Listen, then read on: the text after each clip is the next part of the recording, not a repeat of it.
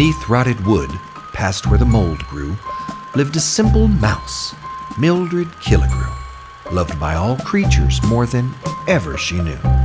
Scurrying there and here, in walls and in pipe, looking for food that was just overripe, dodging cockroaches and beetles that too loved the night. Her whiskers were long and prickly, you see, her tiny black eyes like black little beads, hunting for dinner, as was her motherly deed.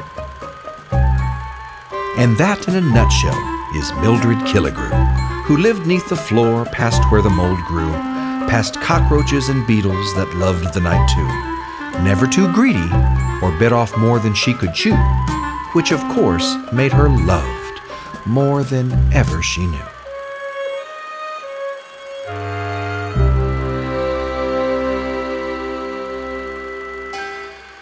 But late one night, while searching for food, she saw something strange that changed her good mood. Something menacing and wicked and unspeakably crude that gazed not with 2 eyes, but a multitude.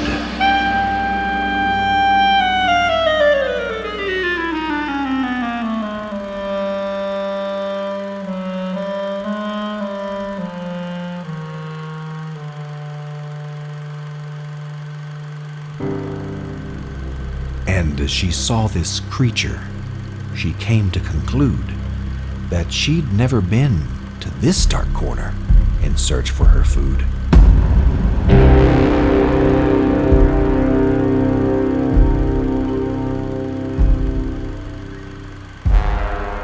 It gnawed on bones. It tore away flesh. Its lair was littered with bodies of its victims. Oh, what a mess! To Mildred's amazement, it seemed to float in midair, its fat, overstuffed body on an invisible chair. But the dark played tricks on poor Mildred's eyes. Soon, her front foot couldn't move, much to Mildred's surprise. By the time her eyes focused, she'd run out of luck. The monster wasn't floating, but on a massive web, and poor Mildred was stuck. She wiggled and squirmed, but her body was pinned by this prison, this trap that had lured Mildred in. And down came the beast, a strand of silk it did spin, lowering itself to Mildred, wearing a most horrible grin. Then our simple mouse, Mildred Killigrew, who lived 'neath the floor past where the mold grew, mustered her courage and said, "How can this be true? You've most definitely bitten off more than you can chew. You've eaten hundreds of things green, black, and blue." "I know," said the spider. "Now I'm going to eat you, for the more I eat, the bigger I get." And with that, the creature belched forth poisonous spit, and sticky globs of stinky goo covered nose and mouth of Mildred Killigrew. Then a flash of lightning lit up the wall, and Mildred saw she and her captor weren't alone at all, for all the other nightly creatures that had lived in the house, that had come to love this kind little mouse, had gone searching for their beloved Killigrew when she didn't return from her nightly quest for food. There were far more brave warriors than the spider had eyes, and their ambush had caught the beast by surprise. They knew their attack had to be acted out quickly, for with each passing moment poor Mildred grew more sickly. Down the walls they descended, a mass of oily scales. Rodent, reptile, and bug filled musty air with thunderous wails. The battle cry now sounded. The beast was overcome. Nowhere to go, only stay and fight, for no place to run. Down, down came a massive weight, more than the web could bear. What was once made in greed, now undone, as they destroyed the spider's lair.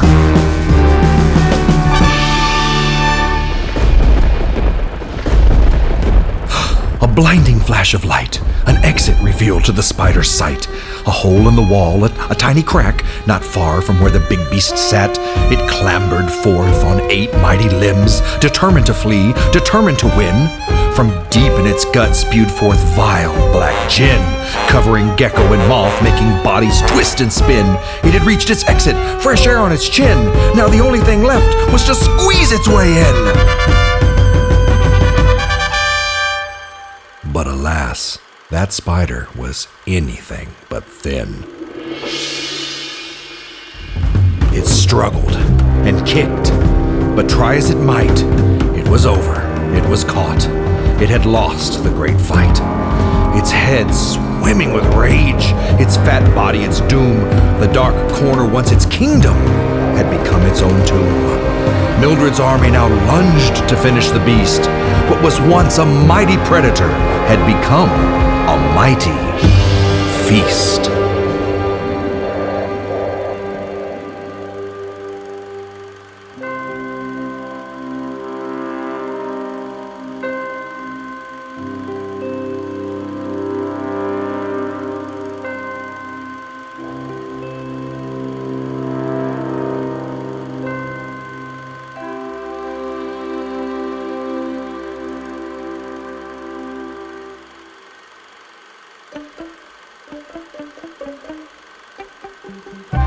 And what became of our dear Mildred Killigrew, who lived neath the floor past where the mold grew, past cockroaches and beetles who loved the night too, her body once covered with gobs of poisonous goo?